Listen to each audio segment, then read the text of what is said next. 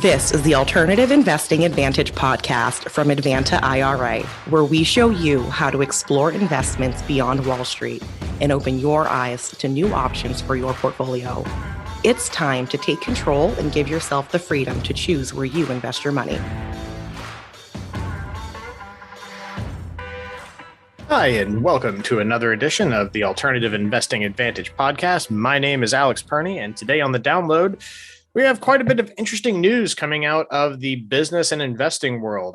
The marquee headline is Twitter board approving the sale of Twitter to Elon Musk for roughly $53 per share, quite a hefty premium over the last traded value when an offer was initially tendered and the letter of intent was delivered to the SEC. So this has been kind of an interesting evolving story, as there were different camps coming out saying that Twitter's board was definitely not on board after it was said that Elon Musk would be joining the board, then wasn't after buying personally a 9.3% stake in the company on publicly traded shares. And then rumors circulating that a poison pill method was going to be used to prevent the sale to Elon. And then seemingly overnight, well, literally overnight, the board met on Sunday evening to review and discuss the matter. And it looks like it's going to go through. So the ink hasn't necessarily been put to paper yet, but all indications are moving forward that Twitter will be taken private by Elon Musk. So there'll certainly be something interesting to watch. Share values had spiked on the news and have continued to rise. So once the lock-in is put in, we'll see how much money everyone actually makes from this. Hopefully the investors, especially the small individual ones, can make a good amount of money on this purchase from that premium that is being paid on the shares. Big movement in crypto news. Fidelity, the large brokerage house, has indicated that they are going to be rolling out plans for allowing 401k accounts to invest in cryptocurrency. This is amazing news, as many people know that during the tax law changes of 2018, you can no longer like-kind exchange with a like-kind tax-free exchange cryptocurrencies. You now have to treat any sale or exchange or transfer of cryptocurrency as a tax lot for accounting purposes. So the tax accounting on cryptocurrency investing got considerably more convoluted and much more expensive for investors.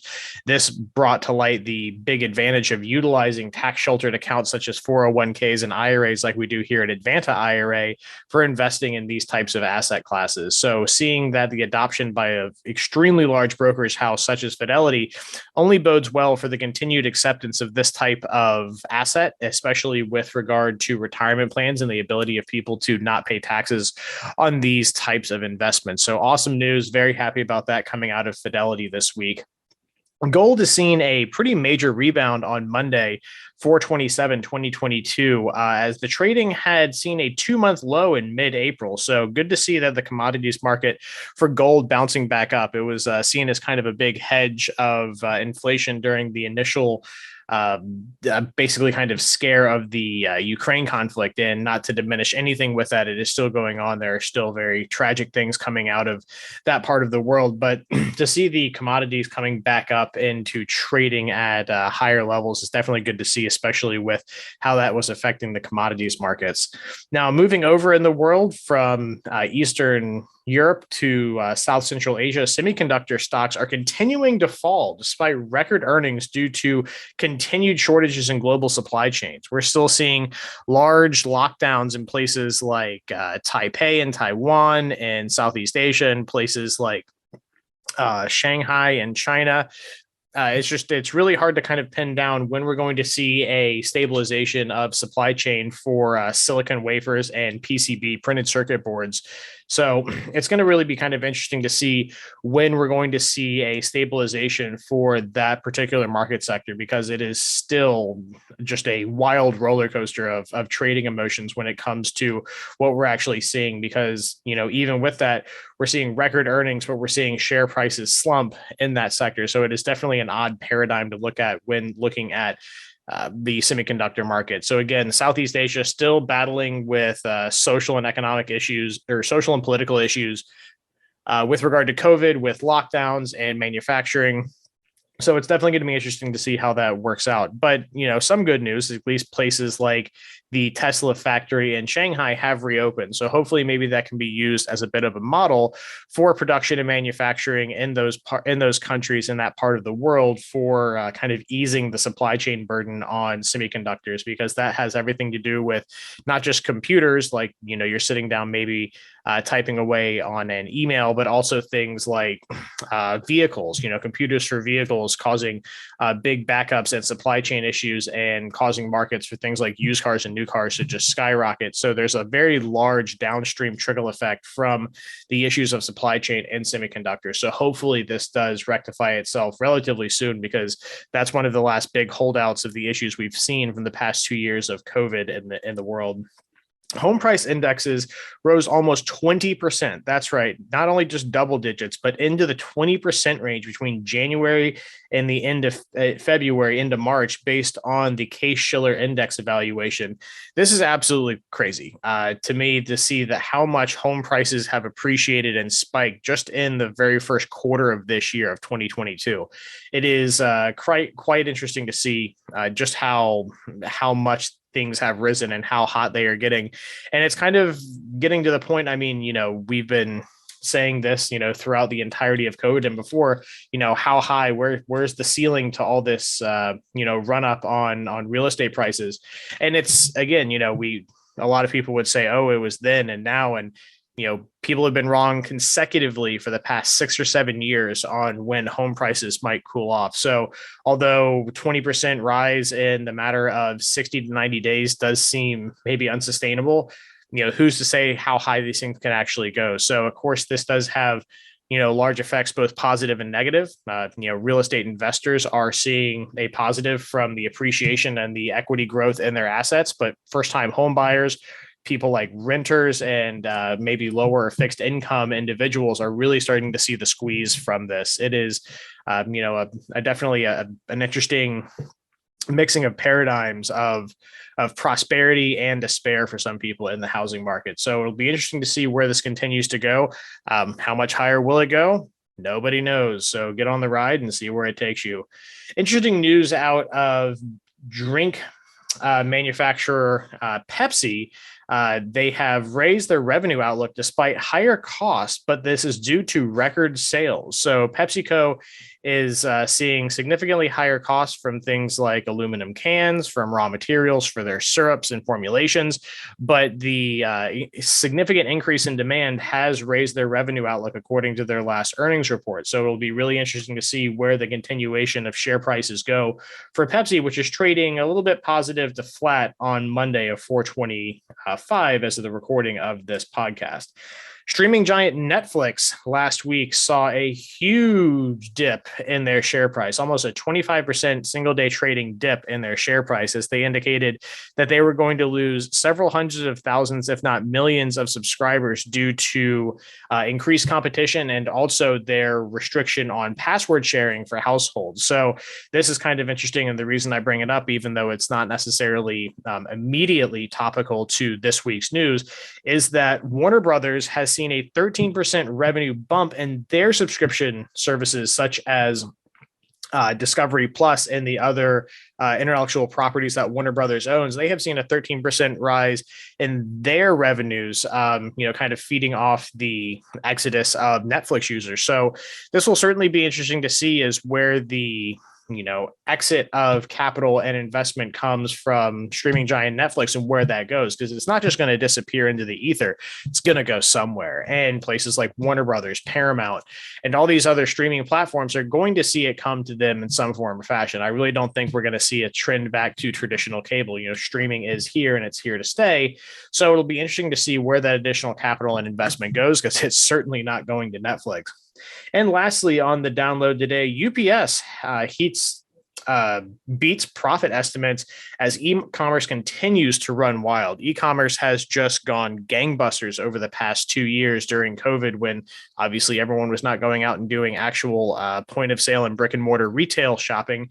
So UPS handling the bulk of that load for domestic shipping for e-commerce places like Target and some portions of Amazon and last and final mile final mile carrier services. So it'll be really interesting to see where this continues to go as the popularity and the really dependence on e-commerce has just, exponentially risen. So it'll be kind of interesting to see where the share prices of places like logistics companies go, because it really is going to be something that is going to need to be closely watched. Something that people wouldn't necessarily think of as a place to make money would be investing in something such as a logistics company. But with the insanely increasing reliance on e-commerce, it's certainly somewhere to look for value when it comes to investing. So this has been kind of an interesting jump on different areas of the world, different market sectors. So we have a lot of things going on. So thanks for joining us today. This has been The Download.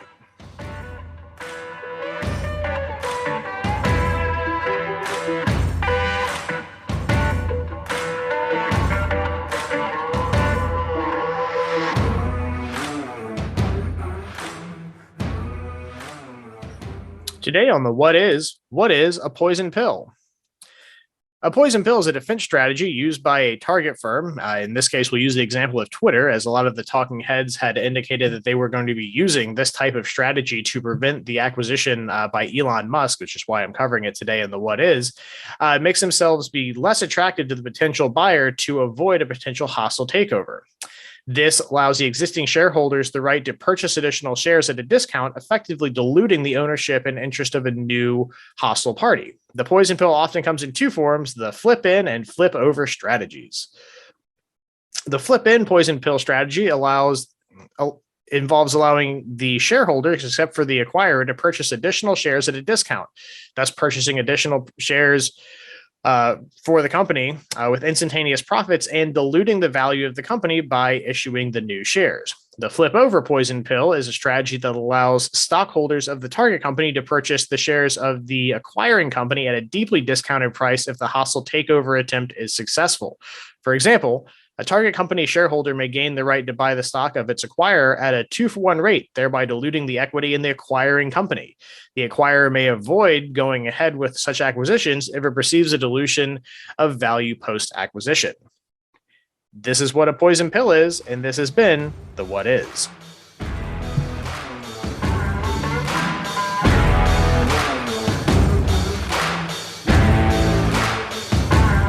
Welcome to another edition of the Alternative Investing Advantage podcast. My name is Alex Perny, and today we are pleased to welcome Dan Handford with PassiveInvesting.com, an apartment syndicator and self-storage investor, to talk with us about several red flags and kind of a checklist for those interested in getting invested into syndicated multifamily and commercial real estate. So again, Dan, great to have you on. Thanks for being with us.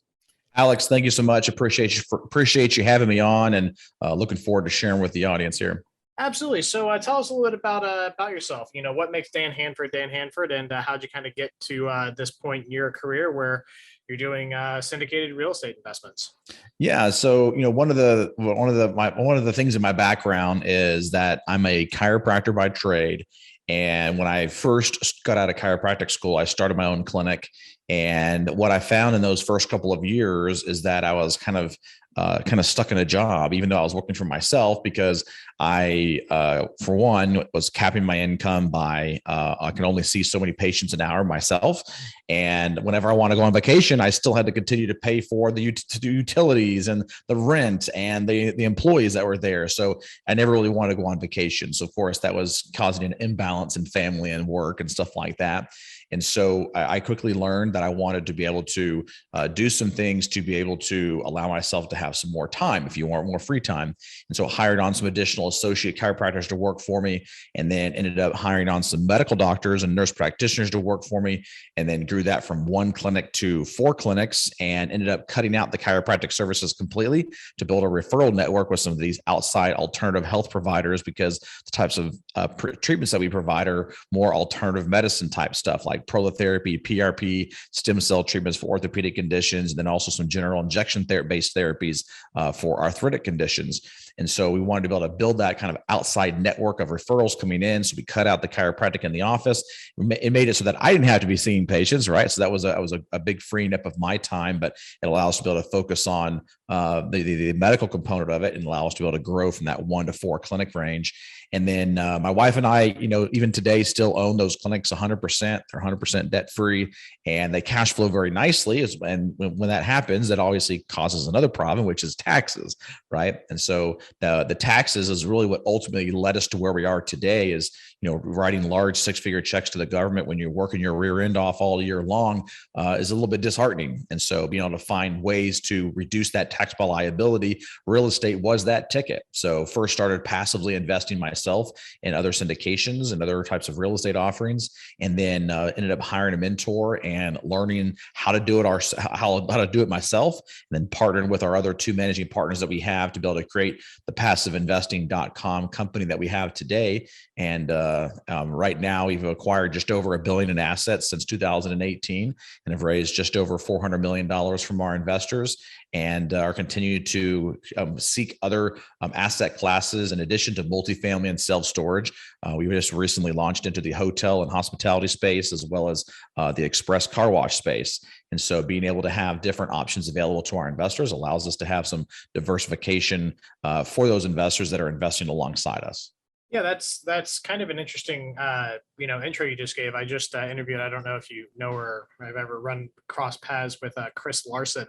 I just did an interview with him as well. And he kind of had a similar trajectory of investing in car washes is kind of a new thing. I never really thought about syndicated investors doing that. So kind of odd that I'd hear that twice in the same day, but definitely an interesting path going from being a chiropractor to an apartment investor full time. So always good to see how people land in this. And I think it's important for people to understand listening to this, that I don't think I've yet in the, let's see, this is almost a little bit over half a year I've been doing this. I think this is like our 30th or some odd episode that we've done. Have I ever talked to someone, or in my 10 years of being in financial services and real estate investing, met someone that started their career path with commercial real estate or real estate in general?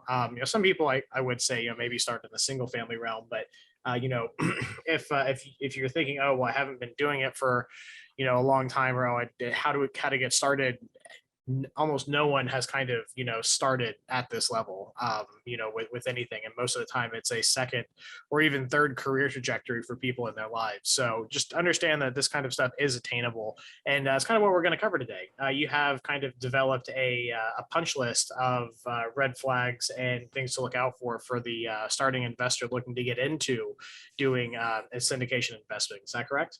Yes. And so this list of, I would say these red flags, I have 7 of them. I don't know if we'll have time to get through all of them, but if we can get through a few of them, I'll give you an opportunity to find another way. You'll be able to find it on our website if you wanted to look at it a little bit further for those of you who are listening. But this list of these red flags is the title of the article is the red flags for passive apartment investing. But these are red flags that are that should be looked for in any type of real estate private syndication, right? Where there's a group of people and there's an operator and they're pooling money to be able to buy an asset. So, and this was put together by my wife and I because we have reviewed a lot of different offerings, hundreds of them from various operators. And we currently have in our portfolio about 67 different passive LP positions with about 17 different operators around the country. And so that's how we came up with this list of these red flags. And these red flags are not cautionary flags. They're not yellow flags, right? This doesn't mean you just pause and, maybe do the investment. If one of these red flags are present, you don't do it. I mean, these are true red flags for us. And, these are red flags that we've come up with for us in our personal portfolio. So they might not match exactly for what you're looking for, but I would highly recommend you reviewing these to be able to see, how they would fit with your portfolio as you continue to expand and grow and even, enter the syndication space as a passive investor.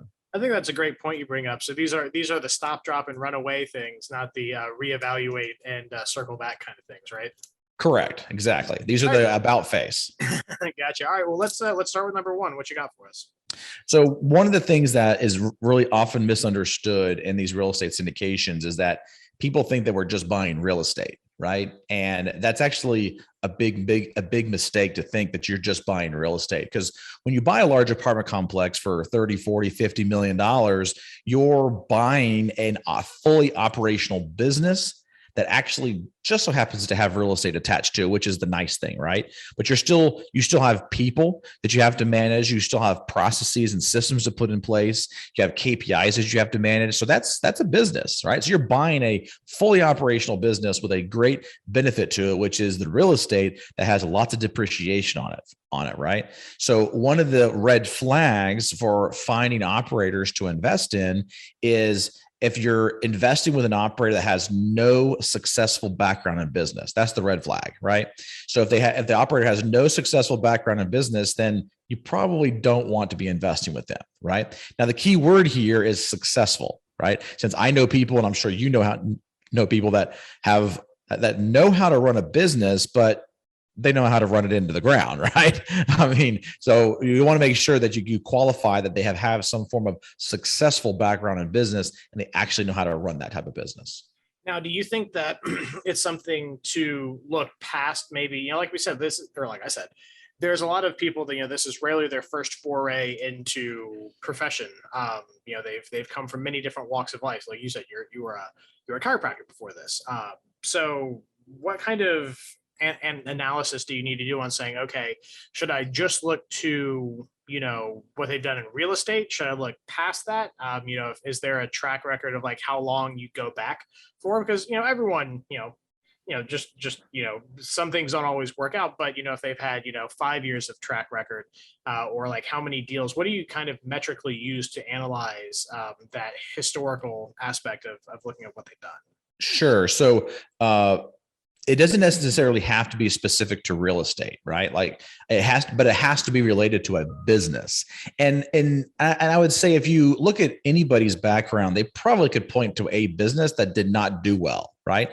But it's how they responded to that business and what did they do after? Did they learn from their mistakes and then they ran a successful company, or have they always just started a business, didn't work out and it failed? Started a business, didn't work out and it failed? Because those are going to set yourself up for failure if you try to go into business with somebody like that.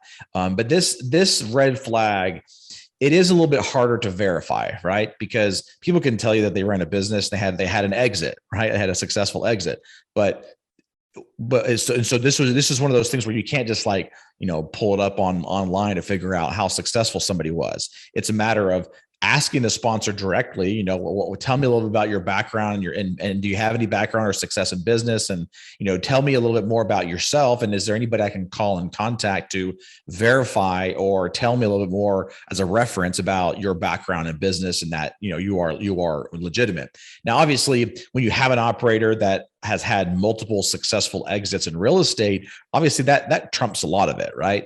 But we're really talking about if you're trying to invest in somebody who's a newer syndicator, newer operator that you don't know necessarily whether or not they're going to have success in the real estate business or the real estate game.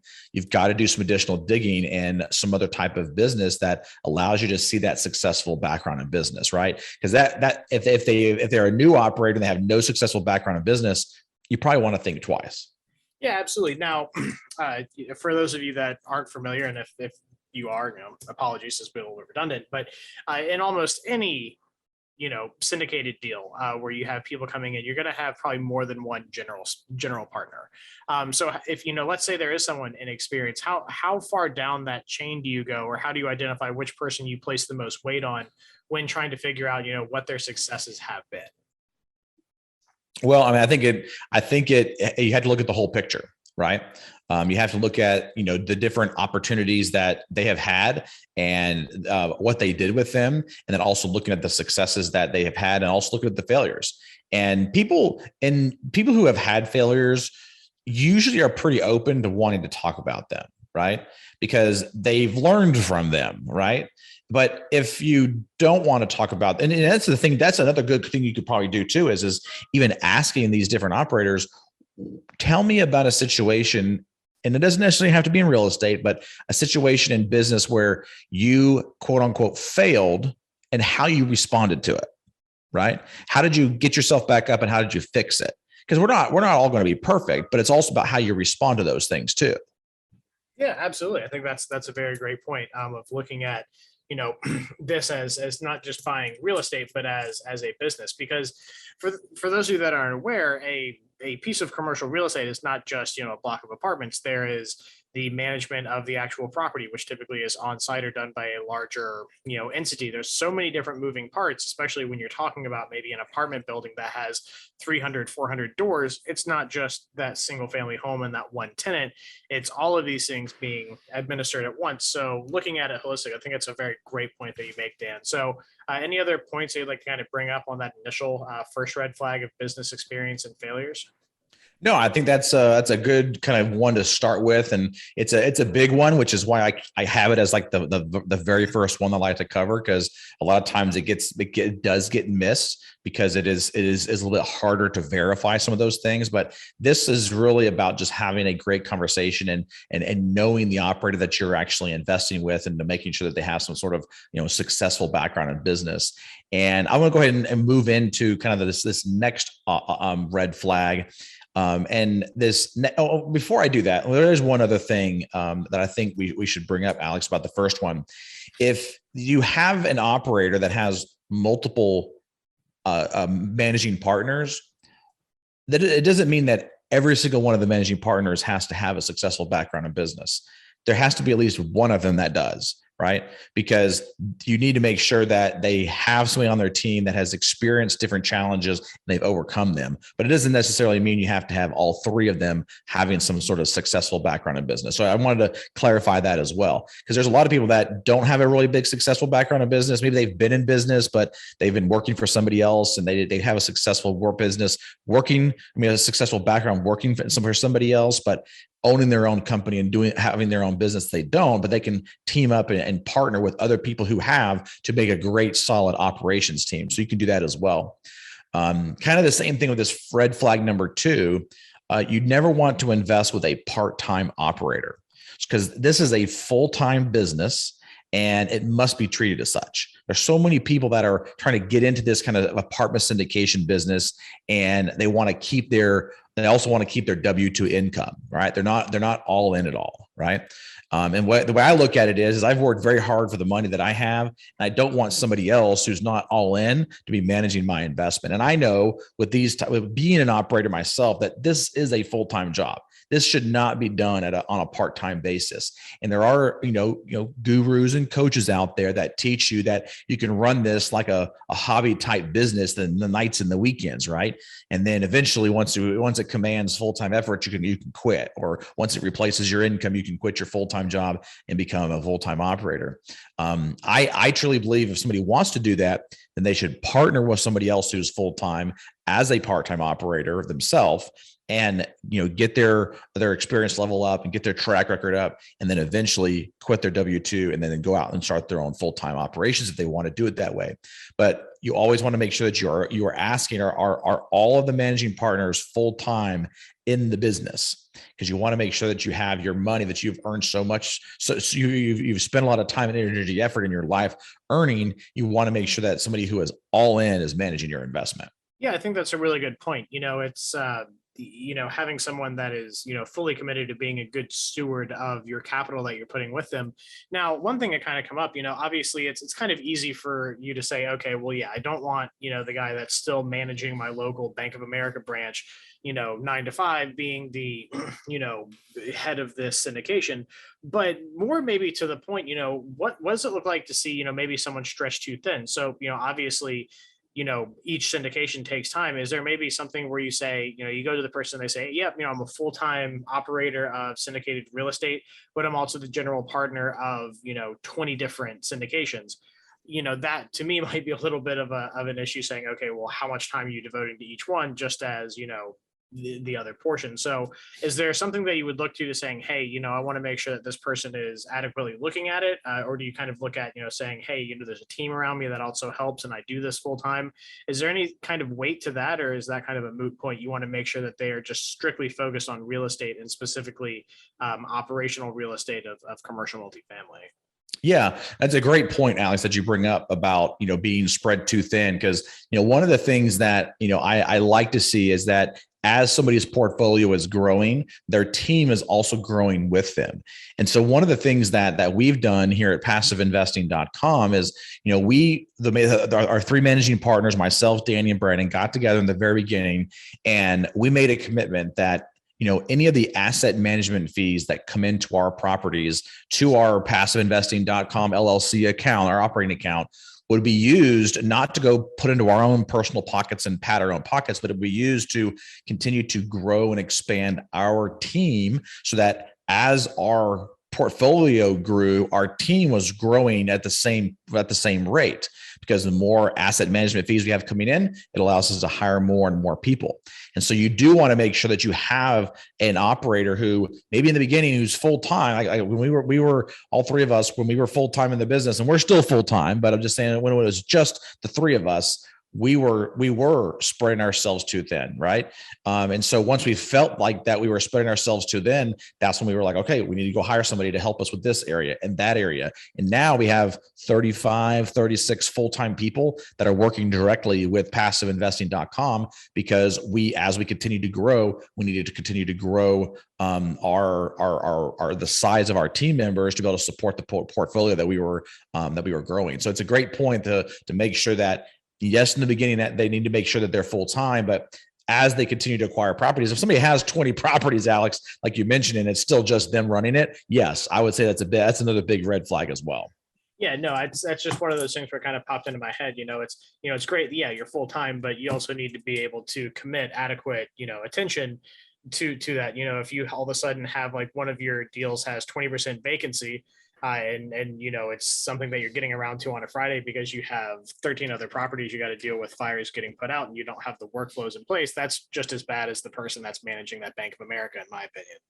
Right. To that. So yeah, I think that's awesome. So we have business experience, making sure that you have a full-time operator, and also further to drill down on that, making sure that operator, if they are operating a lot of things, has systems and people around them to accommodate that workflow. Anything else on part-time operators that you think would be a salient point for people to get? That's it for this one. All right, moving on. Number 3, what's the next red flag?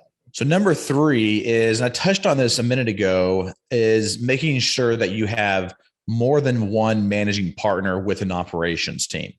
And my preference personally is to have at least 2, ideally 3, but not really any more than about 5.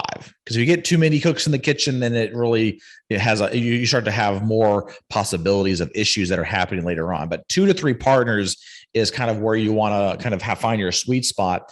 And the reason why you should never invest with somebody who only has one managing partner is that I actually have an investor friend of mine that I know personally that invested $200,000 of his own money, and he also convinced a friend of his to bring in $200,000 of his friend's money to a deal. And the operator, about 6 months into the deal, went ghost on them. They couldn't call him. He wouldn't respond to text messages. He wouldn't respond to emails. The property management company couldn't find him, and they don't know what happened to him. They think maybe he just went on a vacation down in Mexico and somehow, went on a hiking trip and fell and died, and nobody knows about it. I mean, it was just like a weird fluke thing. But if you have one managing partner and they fall off the face of the earth, what are you going to do? There's no one to go after. And they tried to to look at the operating agreement and figure out if there's a way for them to be able to take over the operations, to be able to get their money back, or at least be able to, get the cash flow that's coming off of it, because they weren't getting any of the cash flows. And so they couldn't find the operator and they couldn't get their money back. And what they had to do was they had to go through arbitration. Well, the operating agreement said that the arbitration you have to do with that person.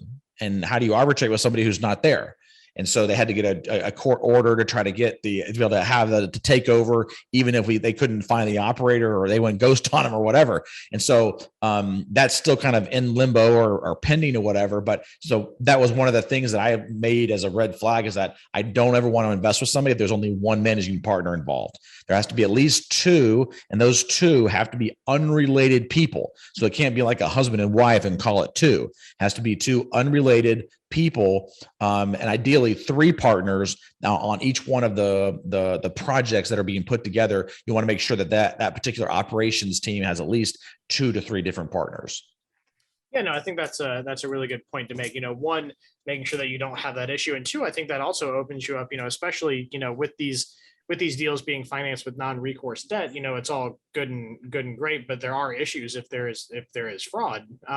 With there being liabilities extended in. Granted, if there's only one person, maybe that doesn't have as much of an issue. But with regard to financing issues, and also just the fact that you don't have any other calmer head prevailing, if there's an issue, I think that's definitely a big thing. And then also, too many people, you want to be able to have swift and efficient decision making. And if you have 10 general partners, well, the likelihood of that, kind of goes down the drain. So, I think that's a really good point. I actually have brought that up with another person I interviewed too. So I would say to people listening, this is something that I've heard from multiple people, and I've actually had this point made on the podcast. So if you're keeping track and you're trying to, make sure that you're hearing the same thing from the same kind of people, number 3, I think, is definitely one that is, a very, very important point to understand is the management, needing to have some type of expansion, because with so many assets and so many different things going on, just one person being involved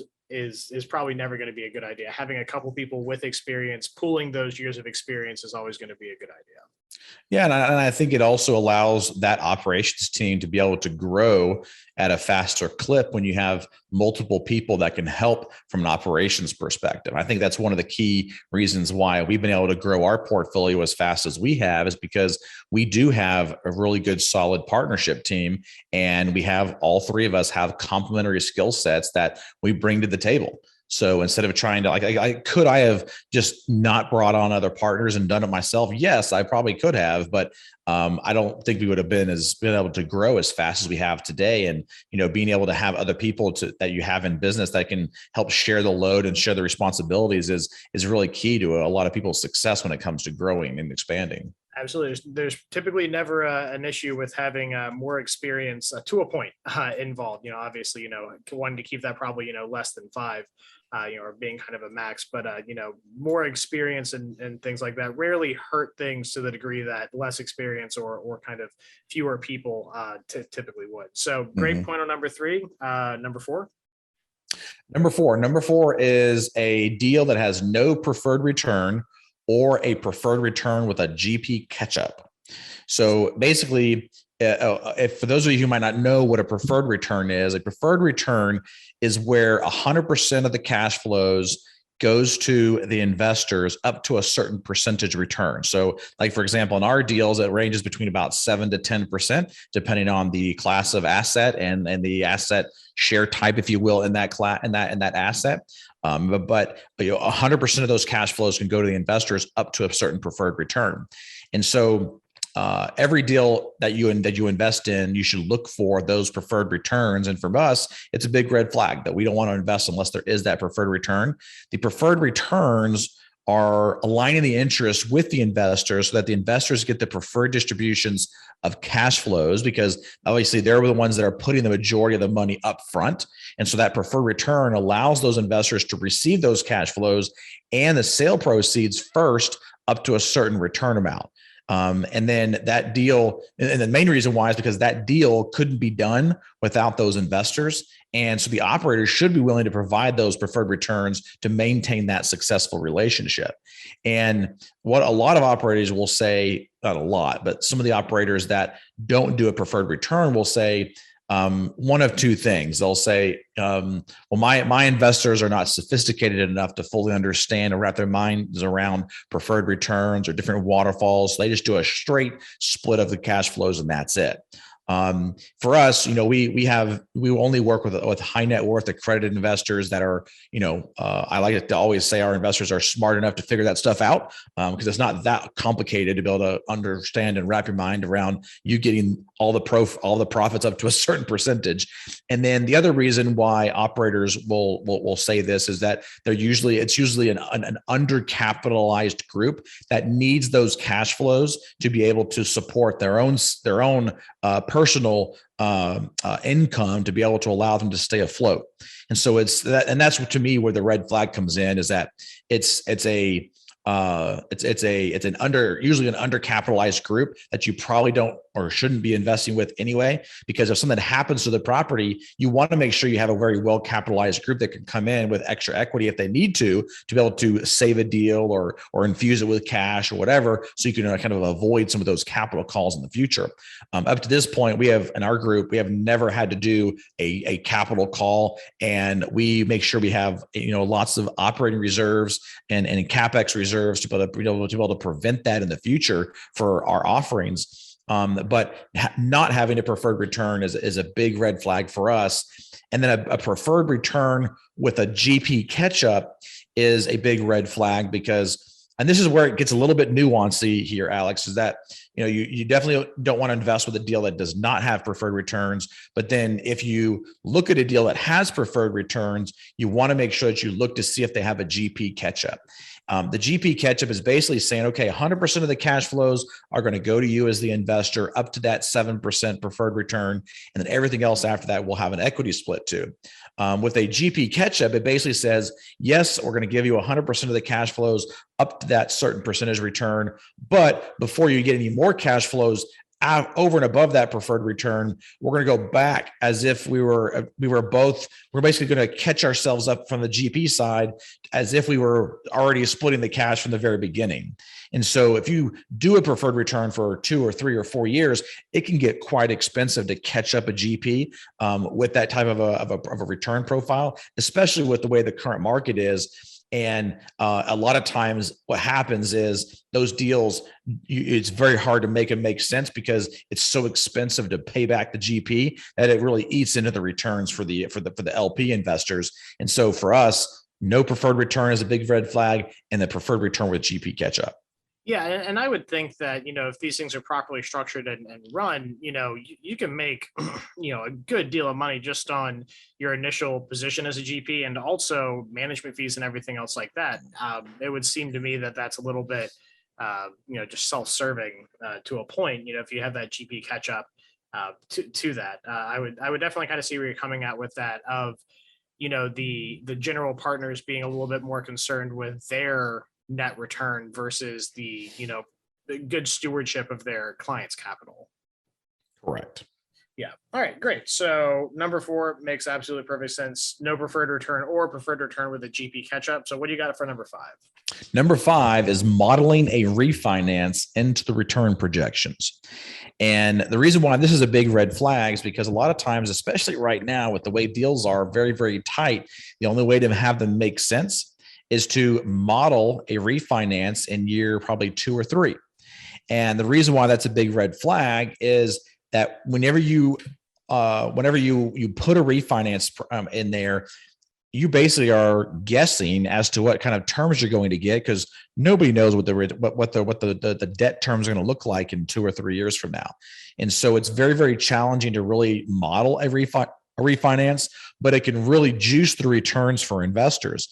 And usually where you will see a refinance modeled into the return projections is where you have a preferred return with GP catch-up.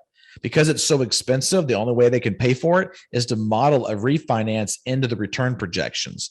And so it's sometimes they don't necessarily come out and say, hey, we're modeling a refinance in here. They might say we're planning to do a refinance or something like that, but you really want to ask and maybe even review the underwriting. So I always prefer to review that underwriting of that deal prior to making any type of final decision to invest. And it's one of the main items that I look for as to whether or not that operator is including a refinance in the underwriting projections, and if the returns are contingent upon the refinance occurring at a certain point in time.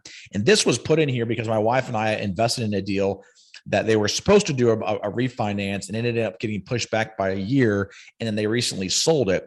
And when they sold it, they sold it for less than what they projected to us. And it's because of them modeling in the refinance. And if the market wasn't good to them, like it has been the last couple of years, that deal would not have made as much money at all. And I don't think we would have lost money, but it would have been a significant reduction in the returns. But because of the market being in our favor and cap rates compressing and the interest rates going down, it allowed us to be able to sell that asset and still make a nice profit off of it. Yeah, well, two things. One, that smells an awful lot like the prevailing sentiment of investors in six, seven, and eight, where it was like, okay, great, we have these, this money up front, and then we'll, refi out the back, and we're just projecting our returns kind of propped up on the assumption of the one, availability of money, and two, the price of that money. So, to me, that just goes to show saying, hey, you're assuming that money is going to be available to do the refinance and at a rate that's commensurate with people actually making money, which is impossible to know. I don't know if it's going to, what's going to happen tomorrow, let alone 5 years from now when it comes to financial markets. So I think that's huge. And I mean, in my looking at this, I think that honestly ranks higher than some of these. I mean, that to me is a huge red flag. But it's good to include it in here. Now, with that said, the second point is, how would someone necessarily identify that? Is it something that is always going to typically be readily disclosed in a offering document, or is it something you have to dig a little bit deeper to see if they're trying to bake in a refi to the return projection? So you have to look at the underwriting, and you can look at the underwriting or just ask the operator, because the operator is going to usually tell you whether or not that's going to be in there. Like, it's not something they are going to usually just withhold, but they don't necessarily always come out with it and say, "Hey, we're modeling a refinance into the return projections." Like for me, I'm sophisticated enough that I just ask for the underwriting and I look for it myself. But you can also, if you're not very comfortable looking at modeling or whatever inside of different types of people's underwriting, spreadsheets or whatever, just ask them, say, hey, are you with these projections, are you modeling a refinance? And if so, at what point in time are you modeling it? Is it a year, 2 years? Usually it's between about 18 to 36 months in. They'll model in some sort of a refinance. And how common is, I mean, that just, to me, that's crazy that gets baked in as an assumption, as a basis for return. It's one thing to bake into an offering document saying we anticipate a refinance at X date, but to model returns projected on a refinance when there's no possible way to know what, again, the availability or the price of that money is going to be, just seems crazy to me. Is that something that's commonly done? Is it kind of something that's waning, or how often does that come up? Yeah, I've seen it quite a bit. So it is definitely common to see this. And that's why I always say you got to make sure that you look and you ask them for it. Now, and I don't want you guys to, for those of you listening, I don't want you to get me wrong here. It's not that I don't like refinances. I love refinances. They can do a lot of, they can have a lot of benefit for the offering, but I would rather a refinance be the icing on the cake or the cherry on top, right? I don't want it to be what makes the deal tick. I don't want it to be something that it's contingent upon the return projections in order for us to do a refinance. So yes, I'd like to do refinances, but I don't want them modeled into the initial underwriting, because I want to see what the deal can do and how it can be stressed without a refinance before they start to actually give me any type of return projections based on the refinance. Oh, now, I 100% agree. Yeah, absolutely. And I think that the one situation where I've seen it do okay, and I say do okay, if they give you two projections, like, hey, here's what the deal looks like without the refinance, and here's what it looks like with the refinance, I'm fine with that, right? As long as I can see what it looks like without the refinance and I'm okay with those returns, then that's fine. Because I've seen some people do that with like, hey, this deal has really good solid returns even without a refinance, but look what it does if we can actually execute on this refinance. And I'm fine with those scenarios. It's just, I don't want a deal to have just decent returns and they've modeled in a refinance. Oh, absolutely. I'm the same way when it comes to my investing in any realm. I like to see what my numbers are going to be based on the deal as it sits the day that the pen hits the paper, not an assumption down the road of something happening. And obviously with any investing, you don't know where things are going to go. There could be X, Y, or Z that happens that causes something to go south. But I think that's definitely a very, very good point that you make. So again, 5, modeling a refi modeling a return projection with a refi baked in. Number 5, what do we got for number 6? Number 6 is classifying distributions as return of capital. And there's the nuance here is that when distributions are being made, they should be classified as return on capital and not return of capital. This is a very important distinction, and the only way you're going to find out whether it's return of or return on, which is, if you think about it, if you look at that, it's only one letter different, right? You have to make sure you read your private placement memorandums, the PPMs carefully, and the waterfalls to fully understand how they're calculating and classifying those distributions. And the reason why it has a lot of implications is that when you classify distributions as return of capital, it is typically reducing your capital, what we call your UCC, your UCC, the unreturned capital contributions. And your preferred return is based off of the unreturned capital contributions.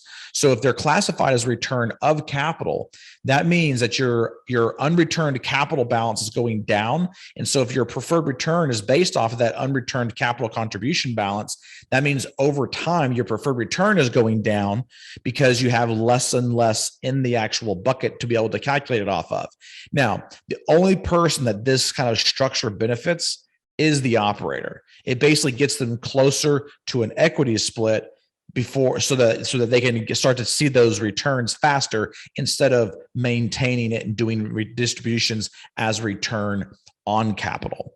And from a tax perspective, the operators will say, well, it's more advantageous from a tax perspective to classify it as a return of capital versus return on capital.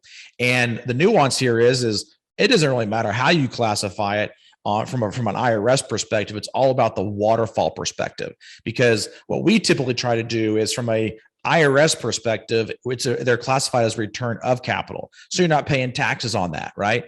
Until you have recouped all of your capital. But from a waterfall perspective, you want to make sure it's classified as return on capital so that it's not reducing your capital balance and it's not diluting your preferred returns along the way. Yeah, no, that makes a lot of sense. Now, my question to that is, if they're classifying it in the PPM as return of capital, would that, I mean, I understand the UCC, but the aspect of, would that necessarily, let's say I have a $100,000, position as a limited partner in deal X. So in deal X, my $100,000 capital investment, if they're paying me back, let's say my quarterly, distribution from that is being classified as a return of capital. If I get a $5,000 check in the mail, Q1, does that now mean I have a equity position of only 95K, or how does that work? Is it to actually dilute my position until it just goes away, or is it simply just on that unrealized capital position? Could you explain that a little bit? Yeah, so it doesn't usually change your percentage of ownership. Your percentage of ownership stays the same, but the amount that you have contributed to that ownership percentage goes down, and that's where your preferred returns are calculated off of. So let's just give you a quick example based on what you just said. So you invested $100,000, and let's just say, like, year one, you got a 10% return, right? So now you've been given 10,000 back. It was classified as return of capital. Now your new capital balance is 90,000. Now you still might own 10% of the deal, or whatever percentage it was. That original percentage of ownership doesn't change, but now for year two, your 10% is only going to be 9,000 instead of 10,000. And so now at the end of year two, you take that 90,000, subtract the 9,000. Now you're at 81,000. So now your third year is going to be based off of 81,000. So you can see that over time, when it's classified as return of capital, you're getting a lesser and lesser return. And so the operator is getting closer and closer to their equity split. Yeah, absolutely. And it would also make sense from a taxing perspective. If you're getting paid out on K1 from this, and you're getting, let's say, a return of capital, yes, it's a return of your basis in the investment. So maybe at base value, it might look a little bit better, that year. But if you have, let's say they've zeroed out, I doubt it would be there for, as long as it would take to zero that position out, but then you have nothing to offset that in the future. And then all of your depreciation, everything that's been passed through was kind of lost. Am I getting that kind of right? Well, it depends, because if you have an excess depreciation, you can use that in other types of passive or active gains, depending on how you're classified, right? Yeah, you can carry that forward too. Correct. Yeah. Okay. So I was a little bit off on that, but yeah, it absolutely makes sense of that. Essentially, you're just getting less and less. Now, is there in any world where this wouldn't necessarily be an issue or would be a better fit for everyone involved? Or is it one of those kind of, again, we're talking hard red flags for everything. Is there any kind of unique boutique experience where that would work to an advantage, or is it kind of across the board just doesn't really work out? Across the board, the only person that benefits is the operator. There is no scenario where I can think of or I have seen where it's benefited the investor. So from that perspective, that's why it's a red flag, is that the only person is benefiting. And again, it goes back to an undercapitalized group, right? Because if they're undercapitalized, you're going to probably see distributions as return of capital. You're going to see preferred returns with GP catch-up or just no preferred return at all. But if you have the preferred return with GP catch-up, that's going to be in there, and you're going to see high fees, and you're going to probably see a refinance modeled in. So a lot of these, if one of them is present, they're all going to be present. Right. Yeah. You scratch the surface, and this is just kind of, it's that one little piece of termite damage that you see, and there's a whole colony behind it, because if there's one termite wing, there's tens of thousands behind it. So yeah, I would probably say the one crux that if you find it, you're going to probably see multiple ones is the refinance modeled in, because the reason why they have to refinance, the reason why they have to model in the refinance is because the returns don't make sense unless they do, because of all these other red flags that might be present. Yeah, no, it makes sense. All right. So that, we're rounding it coming home. What's number 7? Number 7 is no skin in the game from the operator. And this is a big one, right? I actually was just talking to an operator a couple of months ago, a couple of weeks ago. And she was telling me that she's only invested in like 2 of the deals that she's done.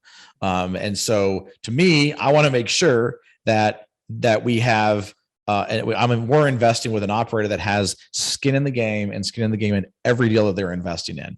I want to make sure I have that alignment of interest. And with our group, what we like to do is we like to invest around 10% of the initial equity into every deal, right? Because we want to make sure we have a large nugget that's involved so that the investors see that we have a large deal involved, right? So we have a deal right now that we're raising for out of Savannah, Georgia. It's a $35.3 million capital stacks. We'll put in $3.5 million into that deal alongside of our investors, because we want to make sure that they know that we are really sold on this investment, just like they are, right? Now, there might be some newer operators that maybe don't necessarily have the capital to be able to invest that kind of a size of an investment in there. And so to me, as long as I see at least $100,000 minimum, that's what I like to see invested from an operator. So, and that makes sense. And across the board, a lot of times, when dealing with any investment, if you're investing, and I say investment outside of the stock market, sure, you're dealing with, people and boots on the ground. If you're dealing with someone that has no vested interest or motivation, if they have no financial incentive to work in the best interest of something, they walk away. What do they lose versus what do you lose? Yep. Now, it kind of brings up a point here, is that, a common theme, I shouldn't say common, but a way a lot of people get their start, especially if they didn't, let's say, have, a lot of money coming in, is that they'll go out and they'll try to hunt down and find deals and, bring something to a group of investors, and maybe they get put in as a general partner with a lot less experience and a lot less capital. Is that a deal that, again, you kind of go back to number 1 and say, hey, since you have, but let's say you have 3 other very experienced operators, and this one, person that, isn't, but put in all the legwork of finding and putting together the deal, and they maybe, let's say, have, put in, let's say, $10,000 or $20,000, what they can afford to put in, is that kind of still fall into that red flag? Or would you weight that fact that they have, 3 very experienced operators in the other general partner position to kind of offset that, so long as they're putting something in and they have, brought value in some form to this deal? No, I definitely take all that into account, right? And when I say, I want to see them investing alongside the operator, investing alongside the investors at a minimum 100,000. It is the minimum 100,000 isn't per partner that's in the deal, right? I would like to see at least an 100,000 across the entire partnership. So if they have, one person's putting in 50, the other one's putting in 40, and the other one's putting in 10, I don't really care. I just want to see that they have a vested interest in the success of the deal. Yeah, absolutely. And that makes perfect sense. And again, I was just trying to make sure in the context of all this, that we've talked about that, that's a very, hard rule. And again, we're talking hard rules. Just wanted to make sure that was, contextualized for people, because, we're going to get all sorts of people listening to this, and we have all sorts of clients. Some are saying, hey, I'm trying to get into multifamily, and I'm willing to put in, walking around and finding and tracking this stuff down, and don't have the capital to say, okay, I'm just going to stroke a check for 100, but I can, do 10, but put all that other additional capital in there. Sure. Manpower. So just to kind of recap, we have, first, experience in business. I think that's a great thing to put out there. If they're a part-time operator, big red flag. You want to make sure that they're completely committed to being a good steward of your capital. More than one managing partner, meaning you don't have just a single person. And like you said, you had, a friend or an associate that invested with one person and they fall off the map, they die, they go away. And what do you do? And like you said, they had an arbitration clause that said it had to be arbitrated with that individual. Well, if you can't find them now you're stuck in a whole mess. So I think that's another great one, is having more, but also, contextualizing that and the concept of, too many cooks in the kitchen, not wanting to have, more than 5, I think is what you said. Is that correct? Correct. Yeah. Not wanting to have more than 5, keeping it, streamlined and efficient. No preferred return or a preferred return with a GP catch up. That was kind of a new one on me, but definitely absolutely makes sense once you kind of explained it. Modeling a refi into a return projection. Again, not something that I would have ever thought was being done, but again, all these things make sense. Classifying distributions as return of capital and not return on capital. So that one letter difference can make all the difference in it. And then not having skin in the game as far as a financial vested interest in it, not just coming in and saying, hey, we're going to put together a deal, take all the investor money. And then if this thing goes belly up, then, hey, we're not out anything, but our investors just lost their shirt with it. I think those are great points, Dan. I really appreciate you, kind of going through this with us. I think it's a good thing to have in people's tool chest for identifying this stuff, especially if they're new. And, hey, I've been doing this for 10 years on the financial services side of things, and I've never heard of number 6. That never even was something that would cross my mind as something that would need to be looked at. So I learned something. I hope everyone else did. Now, great, kind of, I think we're hitting right on the timeline that we're looking to hit for this podcast. Anything that you want to kind of leave people with, and if they want to, maybe look at what you have going on, or maybe deals, that they want to potentially be invested in, how do they get in touch with you and where can they find you? Sure. Yeah. So there's 2 different things that I would say that you can do to kind of follow some of the things that we're doing more. First off, if you want to connect with me on LinkedIn, you can go to linkwithdan.com. Very simple. It just brings you straight over to my LinkedIn profile, so you can connect with me there. That's linkwithdan.com. You can also go to our website, passiveinvesting.com. On the top right-hand corner of that website, there's a button that says Join the Passive Investor Club. Click that button, fill out the form, and one of our investor relations team members will reach out to you to schedule a phone call to get to know you a little bit more and discuss what kind of different opportunities we have available and to make sure that we're a good fit together. But appreciate you inviting me on, Alex. It's been great. I love talking about this topic. It's something that's very near to us and dear to us because we've done so many different we've vetted so many different operators. And for those of you who want a recap of this, you can just go to passiveinvesting.com/red flags, and that'll bring you to a page that'll allow you to be able to get this information and a little more different nuances inside of it as well. All right. Well, Vin, thank you very much, Dan. And this has been another edition of the Alternative Investing Advantage podcast. My name is Alex Perny, and thanks for joining us. Thank you for tuning in to the Alternative Investing Advantage podcast. Tune in next week for more investing tips and strategies. Want to hear more episodes of the Alternative Investing Advantage? Search podcast at advantaira.com and subscribe.